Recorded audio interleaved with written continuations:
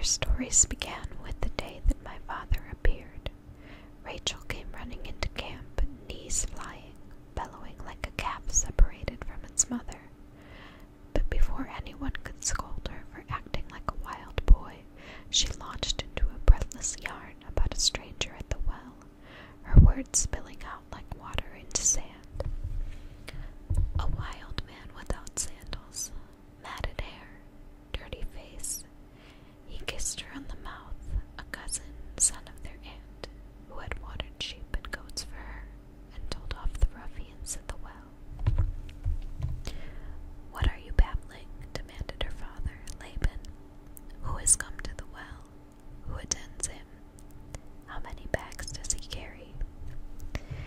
"He is going to marry me," said Rachel matter-of-factly, when she had caught her breath.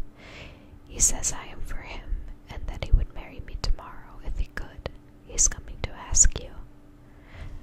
Leah scowled at this announcement. "Marry you," she said, crossing her arms and throwing back her shoulders.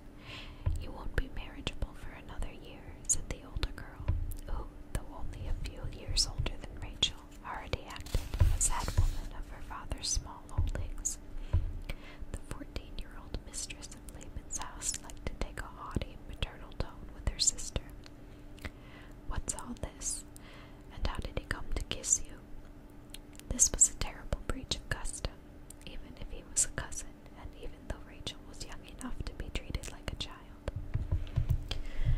Rachel stuck out her lower lip in a pout that would have been childlike only a few hours earlier. Something had happened since she opened her eyes that morning, when the most pressing matter on her mind had been to find the place where Leah hid her honey. Leah, that donkey, would never share it with her, but hoarded it for guests, giving tastes to pathetic little Billa and no one else. All Rachel could think of now was the shaggy stranger whose eyes had met hers with a shock of recognition that had rattled her to the bone. Rachel knew what Leah meant, but the fact that she had not yet begun to bleed meant nothing to her now, and her cheeks burned. "What's this?" said Leah, suddenly amused. "She is smitten. Look at her. Have you ever seen the girl blush before?" "What did he do to you?" asked Laban, growling like a dog who senses an intruder near his herd. He clenched his fists and beetled his brow and turned his full attention to Rachel, the daughter he had never once hit, the daughter whom he rarely looked at full in the face. She had frightened him from her birth, a tearing, violent entry that had killed her mother. When the baby finally emerged, the women were shocked to see that it was such a small one, a girl at that, who had caused so many days of trouble, costing her mother so much blood and finally her life. Rachel's presence was powerful as the moon and just as beautiful. Nobody could deny her beauty. Even as a child who worshipped my own mother's face, I knew that Leah's beauty paled before her younger sister's, a knowledge that always made me feel like a traitor.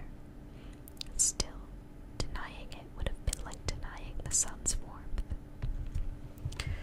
Rachel's beauty was rare and arresting. Her brown hair shaded to bronze, and her skin was golden, honeyed, perfect. In that amber setting, her eyes were surprisingly dark, not merely dark brown, but black as polished obsidian or the depth of a well. Although she was small-boned, and even when she was with child, small-breasted, she had muscular hands and a husky voice that seemed to belong to a much larger woman. I once heard two shepherds arguing over which was Rachel's best feature, a game I too had played. For me, the most wonderful detail of Rachel's perfection was her cheeks, which were high and tight on her face like figs. When I was a baby, I used to reach for them, trying to pluck the fruit that appeared when she smiled. When I realized there was no having them, I licked her instead, hoping for a taste. This made my beautiful aunt laugh from deep in her belly. She loved me better than all her nephews put together, or so she said as she wove my hair into the elaborate braids for which my own mother's hands lacked patience or time. It is almost impossible to exaggerate the dimensions of Rachel's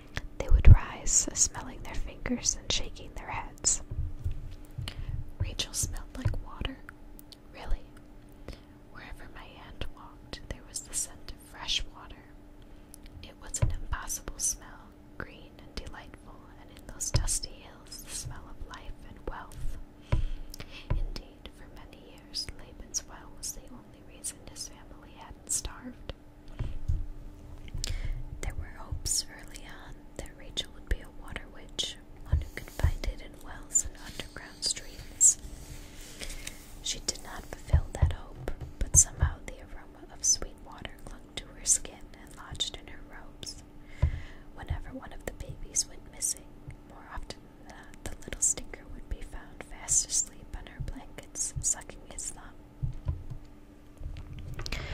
No wonder Jacob was enchanted at the well. The other men had grown accustomed to Rachel's looks and even to her startling perfume, but to Jacob she must have seemed an apparition.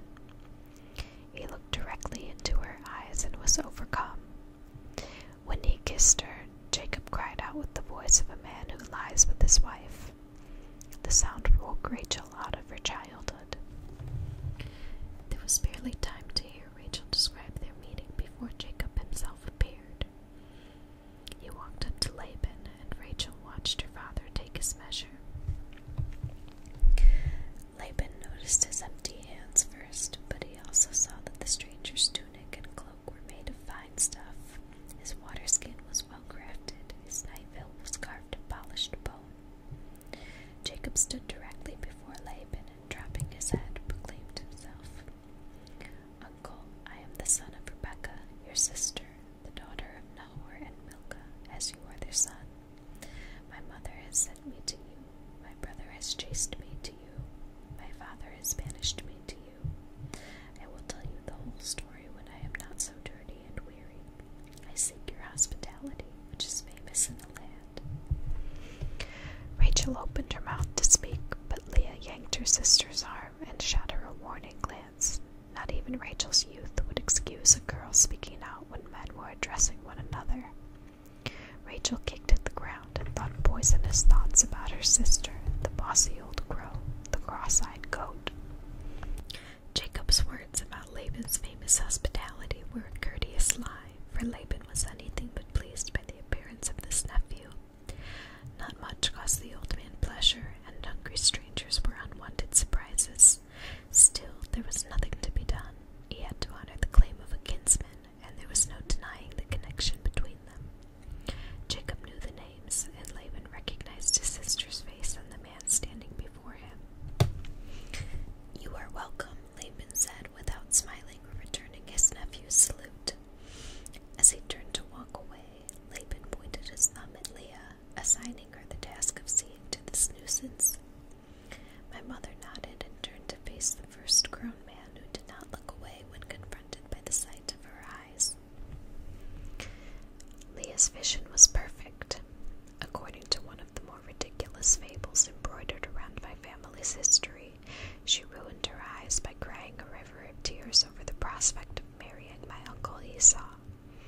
If you believe that, you might also be interested in purchasing a magical toad that will make all who look upon you swoon with love. But my mother's eyes were not weak or sick or rheumy. The truth is, her eyes made others weak, and most people looked away rather than face them. One is blue as lapis, the other green as Egyptian grass. When she was born, the midwife cried out that a witch had been brought forth and should be drowned before she could bring a curse on the family. But my grandmother Ada slapped the stupid woman and cursed her tongue. "Show me my daughter," said Ada in a voice so loud and proud even the men outside could hear her. Ada named her beloved last-born Leah, which means mistress, and she wept a prayer that this child would live, for she had buried 7 sons and daughters. There were plenty who remained convinced that the baby was a devil. For some reason, Laban, who was the most superstitious soul you can imagine, spitting and bowing whenever he turned to the left, howling at every lunar eclipse, refused to hear suggestions that Leah be left outside to die in the night air.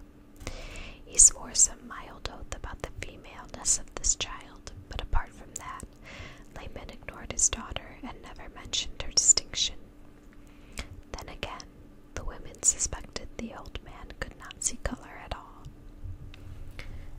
Leah's eyes never faded in color, as some of the women predicted and hoped, but became brighter in their difference and even more pronounced in their strangeness when her lashes failed to grow. Although she blinked like everyone else, the reflex was nearly invisible, so it seemed that Leah never closed her eyes. Even her most loving glance felt a bit like the stare of a snake, and few could stand to look her straight in the eye.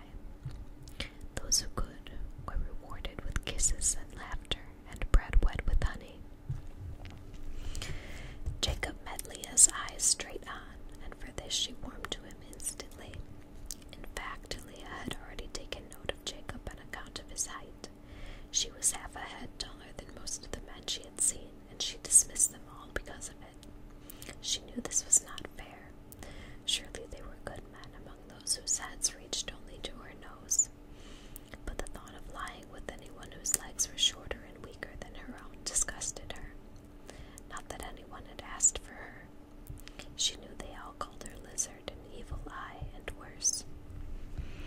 Her distaste for short men had been confirmed by a dream in which a tall man had whispered to her. She couldn't recall his words, but they had warmed her thighs and woken her. When she saw Jacob, she remembered the dream, and her strange eyes widened. Jacob noticed Leah with favor, too. Although he was still ringing from his encounter with Rachel, he could not ignore the sight of Leah. She was not only tall, but shapely and strong. She was blessed with full, high breasts and muscular calves that showed to good advantage in robes that somehow never stayed closed at the hem. She had forearms like a young man's, but her walk was that of a woman with promising hips. Leah had dreamed once of a pomegranate split open to reveal 8 red seeds. Zilpah said the dream meant she would have 8 healthy children, and my mother knew those words to be true the way she knew how to make bread and beer. Leah's scent was no mystery. She smelled of the yeast she handled daily, brewing and baking. She reeked of bread and comfort, and, it seemed to Jacob, of sex. He stared at this giantess, and his mouth watered. As far as I know, he never said a word about her eyes. My Aunt Zilpah, Laban's second-born, said that she remembered everything that ever happened to her. She laid claim to memories of her own birth, and even of days in her mother's womb. She swore she could remember her mother's death in the red tent, where she sickened within days after Zilpah arrived in the world feet first. Leah scoffed at these claims, though not to her sister's face, for Zilpah was the only one who could cause my mother to hold her tongue about anything. Zilpah's memory of Jacob's arrival is nothing like Rachel's or Leah's, but then Zilpah had little use for men, whom she described as hairy, crude, and half-human. Women needed men to make babies and to move heavy objects, but otherwise she didn't understand their purpose, much less appreciate their charms. She loved her sons passionately until they grew beards, but after that she could barely bring herself to look at them. When I was old enough to ask what it was like on the day that my father arrived, she said that the presence of El hovered over him, which is why he was worthy of notice. Zilpah told me that El was the god of thunder, high places, and awful sacrifice. El could demand that a father cut off his son, cast him out into the desert, or slaughter him outright. This was a hard, strange god, alien and cold, but she conceded, a consort powerful enough for the Queen of Heaven, whom she loved in every shape and name. Zilpah talked about gods and goddesses almost more than she spoke about people. I found this tiresome at times, but she used words in the most wonderful ways, and I loved her stories about Ninersag, the Great Mother, and Enlil, the First Father. She made up grandiose hymns in which people met with the deities, and together they danced to the sound of flutes and cymbals, singing them in a high, thin voice to the accompaniment of a small clay drum.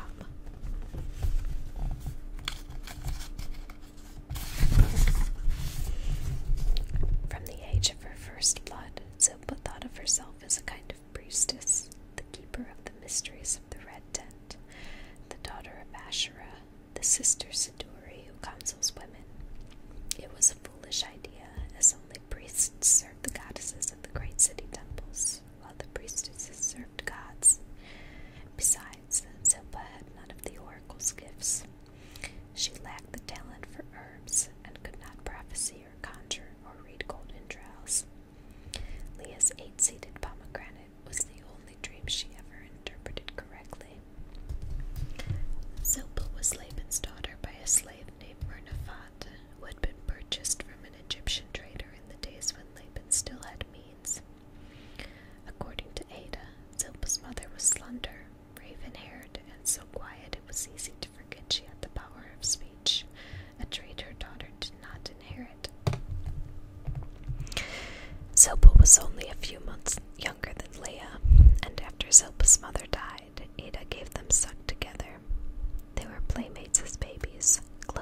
loving friends as children, tending the flocks together, gathering berries, making up songs, laughing. Apart from Ada, they needed no one else in the world. Zilpa was almost as tall as Leah, but thinner and less robust in the chest and legs. Dark-haired and olive-skinned, Leah and Zilpa resembled their father and shared the family nose, not unlike Jacob's, a regal hawk's beak that seemed to grow longer when they smiled. Leah and Zilpa both talked with their hands, thumb and forefinger pressed together in emphatic ovals. When the sun made them squint, identical lines appeared around the corners of their eyes. But where Leah's hair was curly, Zilpa's black mane was straight, and she wore it to her waist. It was her best feature, and my aunt hated to cover it. Headdresses cost her head to pound, she said, putting a hand to her cheek with silly drama. Even as a child, I was permitted to laugh at her. These headaches were the reason she gave for keeping so much inside the women's tents. She did not join the rest of us to bask in the springtime sun or find the breeze on a hot night. But when the moon was young, slender and shy, barely making herself known in the sky, Zilpa walked around the camp, swinging her long hair, clapping her hands, offering songs to encourage the moon's return. When Jacob arrived, Billa was a child of 8, and she remembered nothing of the day. She was probably up in a tree somewhere, sucking on her fingers and counting the clouds, said Leah, repeating the only thing that was remembered of Billa's early years. Billa was the family orphan, the last daughter born of Laban's seed. She was the child of a slave named Tifnut, a tiny black woman who ran off one night when Billa was old enough to know she had been abandoned. She never got over that hurt, said Zilpa with great gentleness, for Zilpa respected pain. Billa was alone among them. It's not just that she was the youngest and that there were 3 other sisters to share the work. Billa was a sad child, and it was easier to leave her alone. She rarely smiled and hardly spoke. Not even my grandmother Ada, who adored little girls and gathered motherless Zilpa to her inner circle and doted upon Rachel, could warm to this strange, lonely bird who never grew taller than a boy of 10 years, and whose skin was the color of dark amber. Billa was not beautiful like Rachel, or capable like Leah, or quick like Zilpa. She was tiny, dark, and silent. Ada was exasperated by her hair, which was springy as moss and refused to obey her hands. Compared to the 2 other motherless girls, Billa was neglected dreadfully. Left to herself, she climbed trees and seemed to dream. From her perch, she studied the world, the patterns in the sky, the habits of animals and birds. She came to know the flocks as individuals, giving each animal a secret name to match its personality. One evening she came in from the fields and whispered to Ada that a black dwarf she-goat was ready to give birth to twins. It was nowhere near the season for goats to bear, and that particular animal had been barren for 4 seasons. Ada shook her head at Billa's nonsense and shooed her away. The next day, Laban brought news of a strange event in the flocks with a precise retelling of the little girl's prediction. Ada turned to the girl and apologized. Billa sees clearly, said Ada to the other daughters, who turned to stare at this unseen sister and noticed for the first time the kindness in her black eyes. If you took the time to look, you could see right away that Billa was good. She was good the way milk is good, the way rain is good. Billa watched the skies and the animals, and she watched her family too. From the dark corners of the tents, she saw Leah hide her mortification when people stared. Billa noticed Rachel's fear of the dark and Zilpa's insomnia. Billa knew that Laban was every bit as mean-spirited as he was stupid. Billa says her first clear memory of Jacob is from the day his first child was born. It was a boy, Reuben, and of course Jacob was delighted. He took his new son in his arms and danced the baby around and around outside the red tent. He was so gentle with the boy, Billa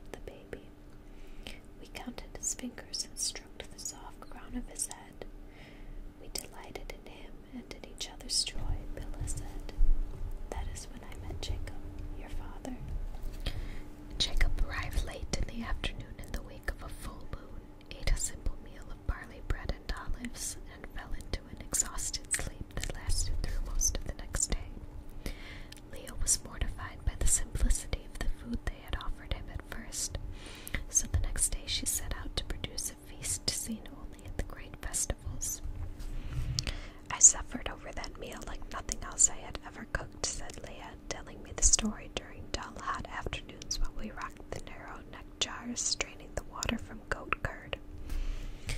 The father of my children was in the house, I was sure of it.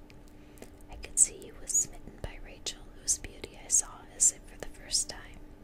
Still, he looked at me without flinching, and so I hoped.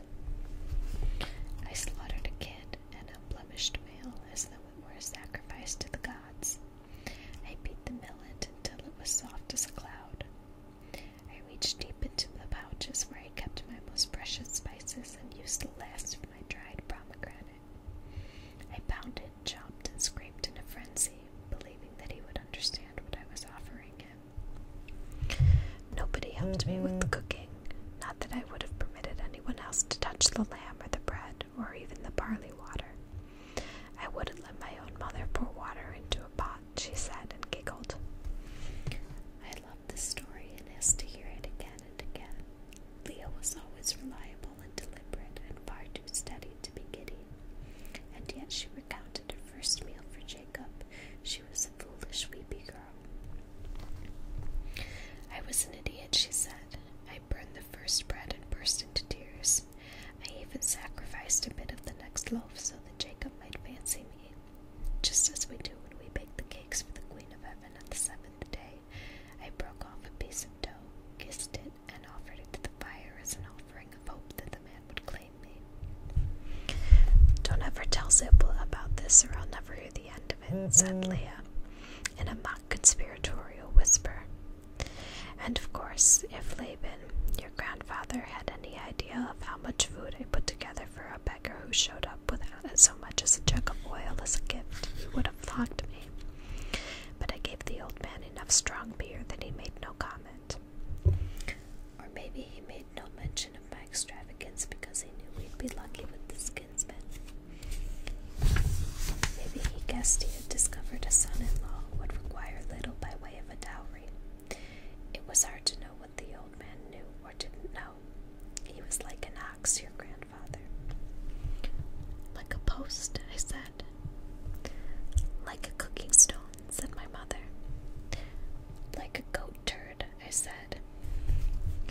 My mother shook her finger at me as though I were a naughty child, but then she laughed out loud, for raking Laban over the coals was great sport among his daughters. I can still recite her menu.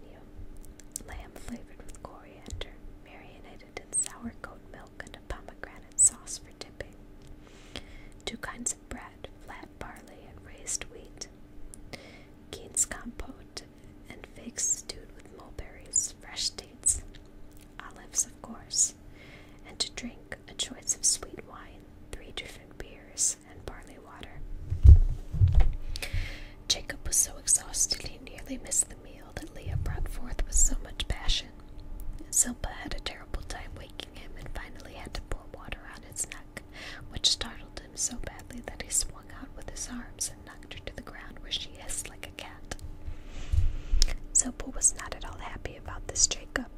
She could see that his presence had changed things between the sisters and would weaken her bond to Leah.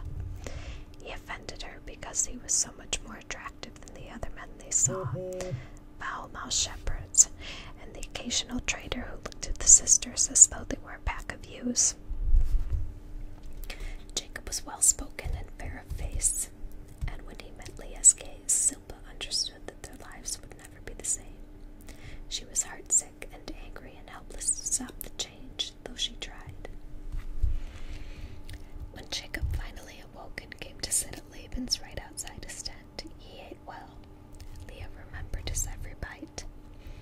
He dipped into the lamb stew over and over again, and had 3 helpings of bread. I saw that he liked sweets, and that he preferred the honeyed brew to the bitter-flavored drink that Laban gulped down. I knew how to please his mouth, I thought. I will know how to please the rest of him. This line would always get my other mothers shrieking and slapping their thighs, for although she was a practical woman, Leah was also the lewdest of her sisters. And then, after all that work, after all that eating, what do you think happened? Leah asked, as though I didn't know the answer as well as I knew the little crescent-shaped scar above the joint on her right thumb. Jacob grew ill, that's what happened. He vomited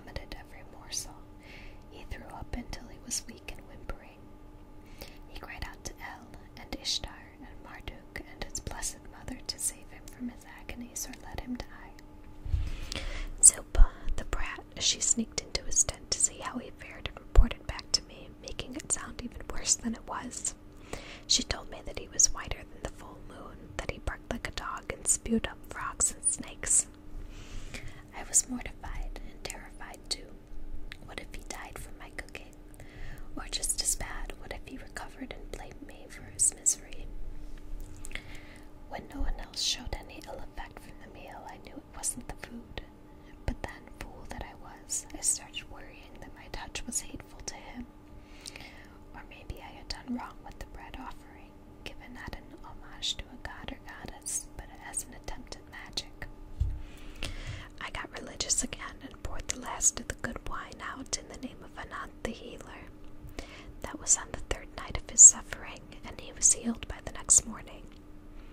At this she always shook her head and sighed. Not a very auspicious beginning